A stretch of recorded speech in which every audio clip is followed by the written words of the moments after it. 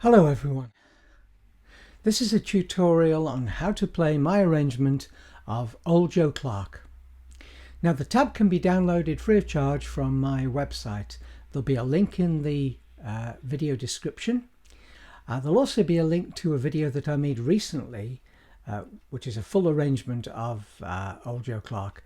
I made that just a few days ago. You can watch that if you wish before you do the tutorial.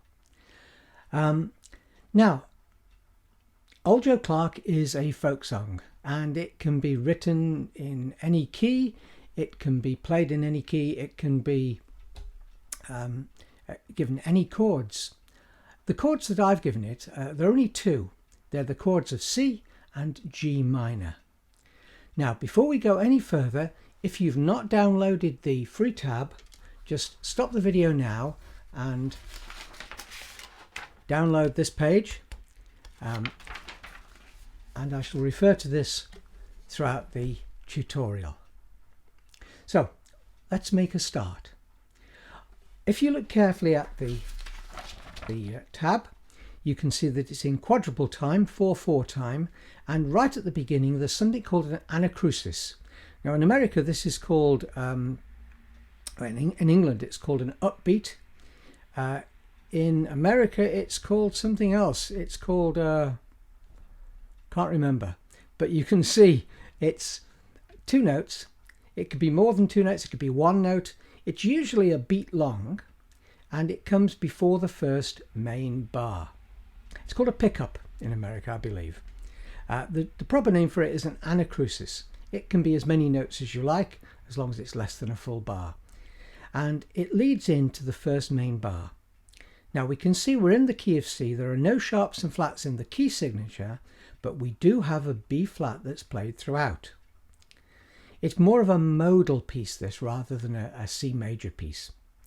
The other chord is G minor, and that of course has a B flat in it. Now the structure of this arrangement, the structure of the song, is A, B. So part A is 8 bars long, and that's the first two lines of the music that's printed in front of you. And then the second part, the B section, is also 8 bars long. There's then a little tag of 2 bars at the very end. Now I've put repeat markings for the first 8 bars. So the structure really is A, A, B, B. It makes no difference whether you do that. Sometimes the first part, section A, is repeated, sometimes it's not. This structure, this AB structure, or AABB, is called binary form. Now, the other thing we can do with it is, before we play the tag, we can play it as many times through as we like. So we can go AABB, and then go back to the beginning again, or back to the double bar line with the 2 little dots, and play it through again with all the repeats, and then put the tag on. And that's exactly what I did in the video I made a few days ago. Now, the piece itself is written for any ukulele that's in C tuning, G, C, E, A, but it does require, for it to sound correct, it does require a high G. So here I've got my tenor. This is a Mike Pereira tenor, beautiful instrument, lovely maple. Anyway, my tenor has got a high G. It's a reentrant tuned instrument. So if you haven't got one of these, you may have to get yourself a high G string to use, or you could use perhaps a soprano, which normally would have high G. Now, there are a number of ornaments that we're going to find throughout this piece. One is the hammer-on, and that comes right at the beginning. A hammer-on is where you play the note and then hammer on to another fret. And that's what we do at the very beginning. From an open string, we put our finger down fairly quickly down to the first fret. You can play it from a fret also, like this. And that's called a hammer-on. Later on we'll come across something called a pull-off, which is where you go. And like with a hammer-on, you play the first note with your right hand, and the second note is in effect played with your left hand by pulling off. Now let's have a quick look at the first 4 bars, and I'll play it slowly for you. It's a quick look, but played slowly.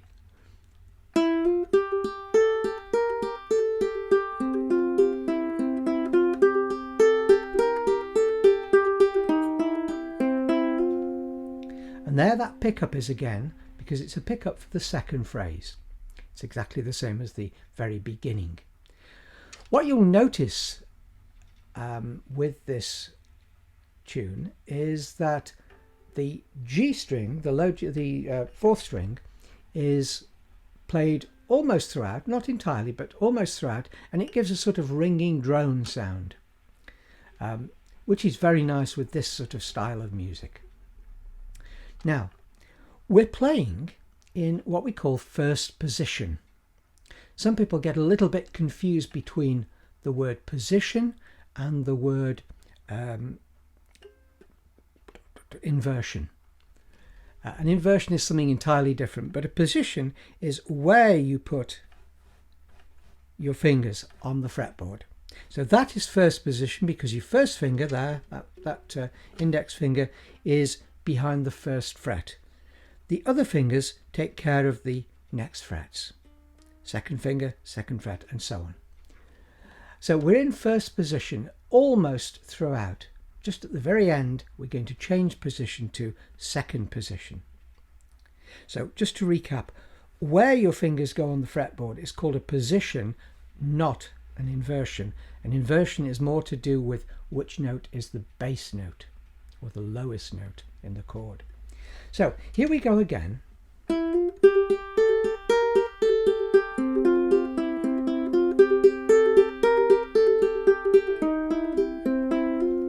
And you can hear there's a blue note or a blues note. It's a note that doesn't really belong. And it's an E flat, or it's marked as a D sharp. They're the same sound, different name for the note. And that gives a nice blues feel to it. You can bend the note as well if you wish, like this. It gives more of a bluesy sound, but that's certainly not necessary. Now the second phrase begins at the very end of the first 4 bars with that pickup, that anacrusis. And again, it's a hammer on.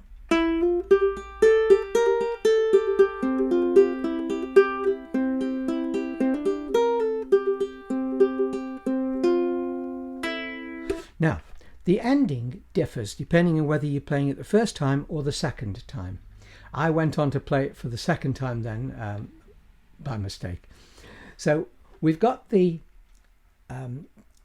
first time bar and the second time bar. You play the notes in the first time bar with the little 1 and the bracket above it the first time you play it through, and then you go back to the start or back to the double bar line with the 2 dots, the repeat marks.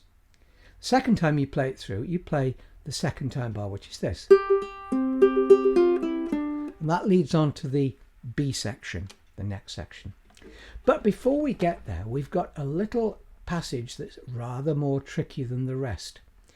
Now, if you look at the numbers of the bars, bar 5 on the second line down, 6, it's in bar 7. And it's where we see those shorter notes, and there's a hammer on and a pull off. So here's the first part of the bar, all open strings, and then a hammer on, then a pull off.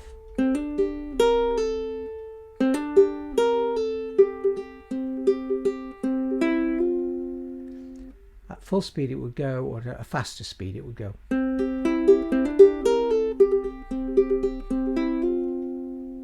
And if I just play that first phrase, and I'll go to the first time bar again, I'll go from the beginning and I'll play it a little bit faster for you.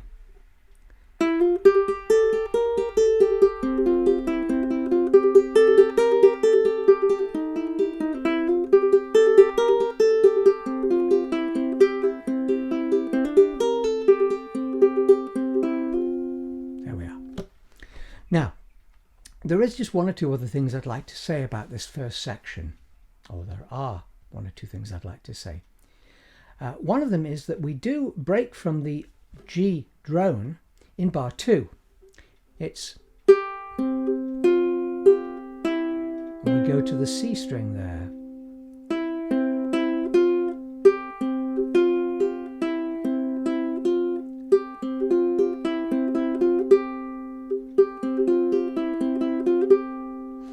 The second thing I'd like to say is that the last two notes in bar 2 are the same as the first two notes in the piece, but in the first two notes there's a hammer on. At the end of bar 2 though, we play it without the hammer on. We actually play the notes. So at the beginning it's, and at the end of bar 2 it's, and it sounds like this.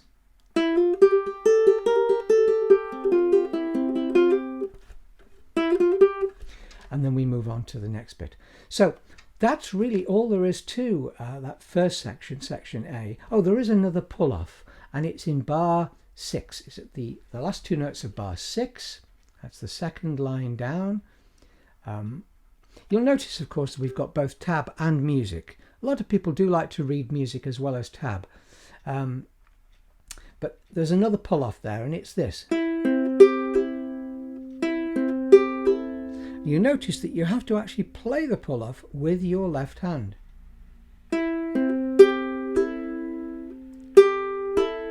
That's overdoing it a little bit, but that's what you have to do. Now the second section. The second section begins very easily. We play the second time bar. There it is.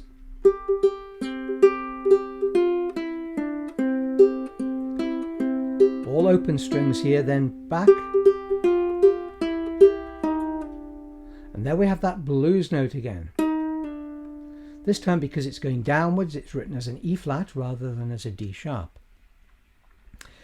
There are rules about whether you call it a D sharp or an E flat, and they're a bit complicated, but they're not the same note, they are the same sound. And it's the same place on the fretboard. So here we go again. I'm just going to play from the second time bar. Open strings.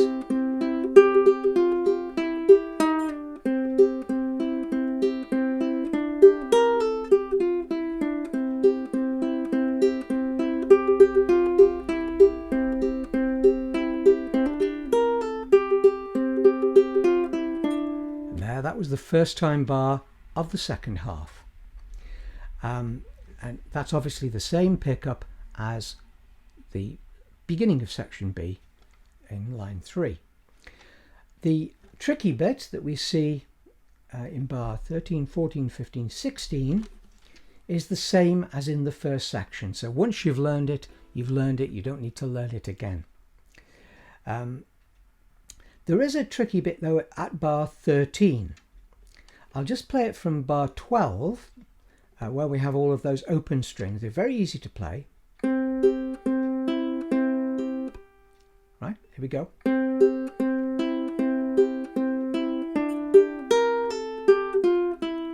Again, it's a pull off.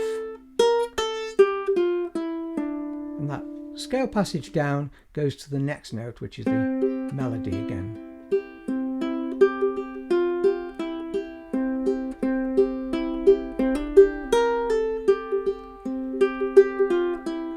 Back to the middle, and more like full speed it goes like this. Oh, there is one thing, and that is that in bar well, on the third line where we have that pull off, the E flat pull off, you've got to have your finger there on the D, the note D on the third string, for it to sound effective. So you're pulling off to a fretted note. Now here we go from the beginning of the second section, B section. And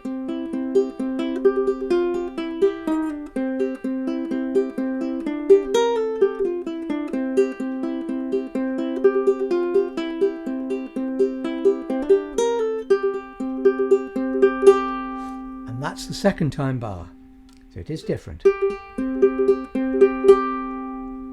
Much easier to play. The first time bar of the second section is this. And it leads back to the middle. The second time bar leads to this bit.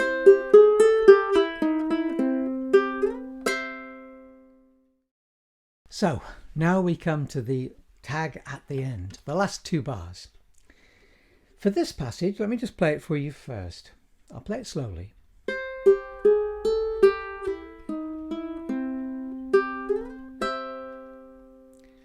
Well, the first thing I have to admit is that there is a note that is wrong.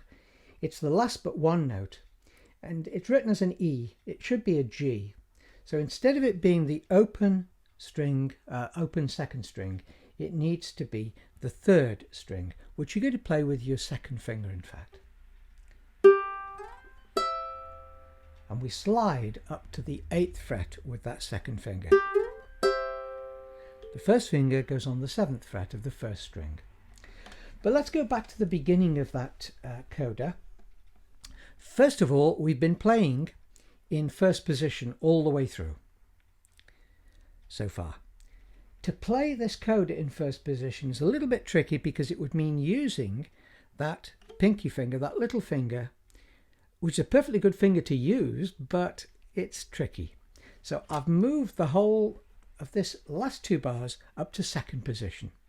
And from second position, your first finger is looking after the notes on the 2nd fret, which means that the first note that you play, it's marked as 3rd fret, is going to be played with this second finger. Oh dear.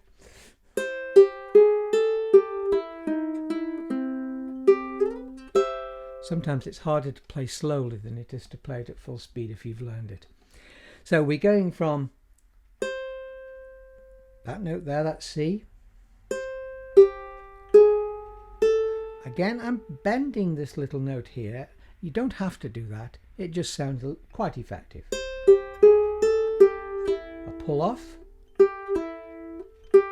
And remember, I'll say it again, pull offs, you play the first note and you pull off, and you're in effect playing it with the finger that you're pulling off.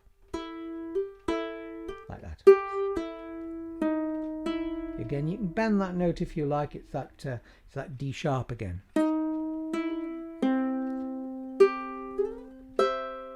And a slide.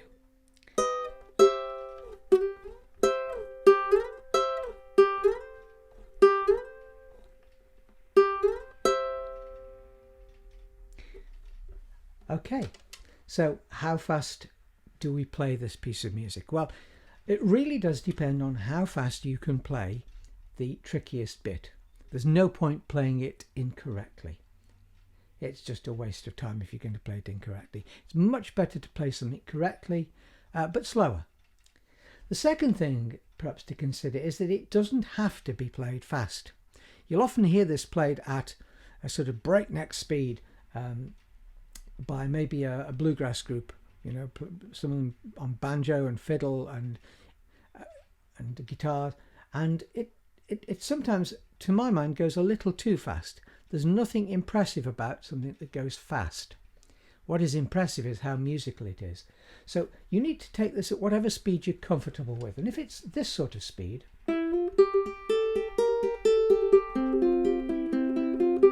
that's perfectly fine. It sounds nice. It's a lovely song. It's a beautiful tune. It's got a modal feel to it, a real folky, oldie worldy folk feel to it. I would probably take it pretty much the speed I took it on my previous recording, which was 148 beats per minute, if I remember correctly. About this speed.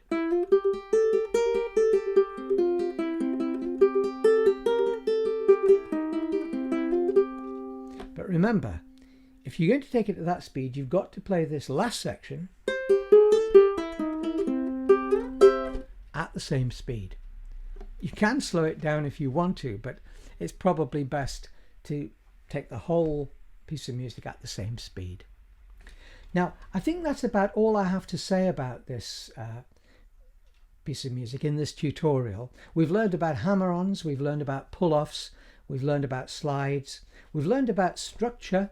The structure is binary form, which is A, B. and it's got a tag at the end. So anything that's got a structure A, B, such as a verse and chorus of a pop song, for instance, is binary form. Sometimes formal structures are a bit more complex than that, but when we look at folk songs like this, or simple songs, they're often in binary form, an A section and a B section. And we've learned about first and second time bars. They count really as the same bar. So the 8th bar of this piece is played in two ways, the first time bar and the second time bar, and the same with the 16th bar of the piece. The tag, you're pretty much on your own at the end, because even if you're accompanied by other instruments, they're going to stop after playing the chord of C. 2, 3, 4, 1. That sort of thing. So you're on your own, and you need to just get it under your fingers. And we're playing in second position there. I can't remember whether I said it earlier, but people often get confused with position and inversion. Now, when you're moving up the fretboard, you're not playing in a different inversion necessarily. Inversion is to do with what the bass note is, what the lowest note of the chord is that you're playing. Position is to do with where you are on the fretboard. And the reason you're there is because you can play the notes better that way. So sometimes, for instance, this open A string is better played here in 5th position on the 2nd string. Anyway, I think I've talked enough. Thank you for listening to this video. If you've enjoyed it, if you've enjoyed the tutorial, please subscribe. Leave a comment. I love to read people's comments, and I do try and answer them all. Leave a comment, give it a thumbs up, and if you ring that little bell icon, it means you'll be notified when the next video comes along. I do intend to do more tutorial videos this year. Long ones like this one, and shorter ones too. So I hope you enjoy them. I look forward to seeing you next time, and thank you for listening again. Bye bye.